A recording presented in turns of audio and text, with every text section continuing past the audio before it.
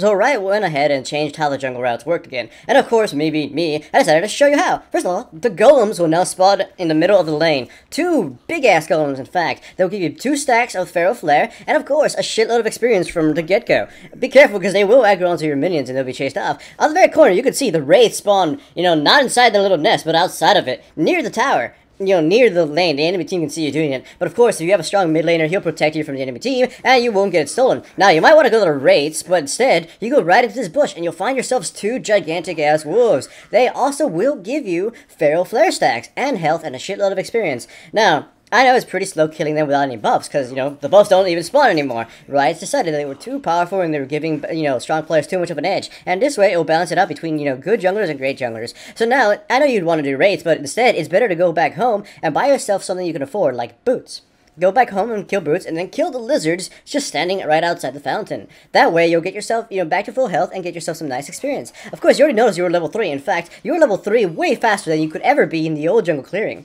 So, easily kill these lizards, keep an eye out to see if the golem spawn, because, unlike it has been for the last 2 seasons, the jungle spawns are not static. They just completely pop up whenever they damn well feel like it. So, I know you might think, the wraiths are still up, but that we should go get them. But here's the thing, they're just small wraiths. They're not really worth much experience or gold. Now, here's another super secret, spawn camp not a lot of people are knowing. Right down there, in the bush nearest to you, are a lizard buff. Well, not a lizard, 2 big-ass lizards and a small lizard. They're worth more than the wraiths, so you might as well take them out. Of course, you need strong bottom laners to help you, protect it. Here's what I figured Riot decided to do, because most people wouldn't exactly, help out, their bottom laners. Riot has forced junglers to actually show up at bottom lane by clearing that camp and maybe ganking something. And I know you'd be thinking, finally, can I do wraith camps now? No, fuck them. Instead, you go to the enemy bush near the river and take out the 2 wolves right there. More experience, of course, in their giant camps. And keep an eye on the dragon and make sure, the enemy mid laner doesn't take the dragon or lure it into his minions so they can, snipe it. Yes, the dragon now spawns close to the enemy mid-tower. This is, of course, to help purple team out, as you've known that blue team seems to win 5% more of the matches throughout, all of League of Legends history. And of course, the big golems are up again, so say fuck to those wraiths once again, and go get those golems.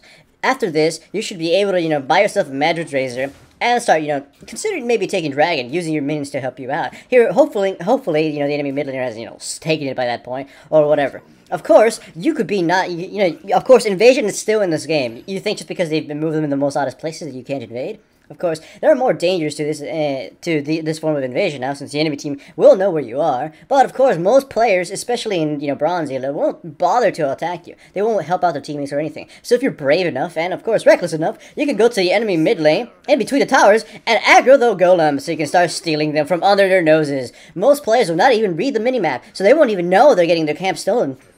Of course, you don't only have to fear the enemy players now, you have to fear the enemy tower. The enemy tower is gonna probably, stop your invasion, so that kinda sucks. But either way, once you have double jungle items, a very quote-unquote efficient build, you can go ahead and try to take Dragon, unbeknownst to the enemy team. Of course, only the mid laner will, be able to tell you're there, but you'll be stronger than them, and you'll be able to beat them up. The enemy team won't even notice the mid lane, and of course, they won't communicate at all, because this is solo queue. There's no communication or pings going now. If anything, you'll be able to just take it under their nose, and you might even be able to use your own minions to tank for a little while.